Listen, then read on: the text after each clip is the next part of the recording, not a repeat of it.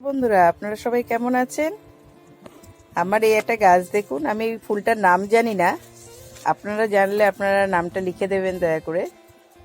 কিন্তু আমার খুব ভালো লাগে ফুলটা দেখতে, সেই জন্যই আপনাদের সাথে আমি ভিডিওটা শেয়ার করছি। দেখুন, গাছ ভরে ফুল হয়।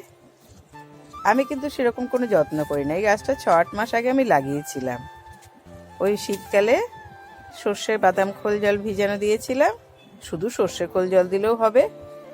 আর আপনাদের মাসে একবার করে, আমি এই গরম পড়েছে এবারে এক মাসে একবার করে 1 মুঠ করে ওই মিক্সড খাবার দেব। আর জল তো যেমন দিই, মাসে একবার করে আমি কোনো একটা ফাঙ্গিসাইড দিয়ে দিই। এতে কোনো রোগ পোকা কিছু দেখা যায় না। শীতকালের দিকে মানে পুজোর পর থেকে পাতাগুলো সব ঝরে যায়, আবার আস্তে আস্তে শীত গেলে পরে পাতাগুলো নতুন পাতা বেরিয়ে নতুন ফুলে ভরে যায়। খুব ভালো লাগে দেখতে।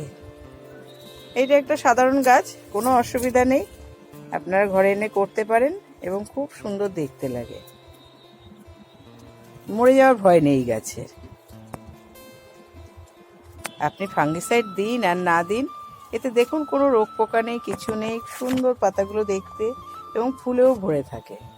এই ফুল ঝরে যাবে, আবার ফুল আসবে। আমি তো এবছর এখনো রিপোর্ট করিনি, রিপোর্ট আবার করব। দেখা যাক কবে করে উঠতে পারি।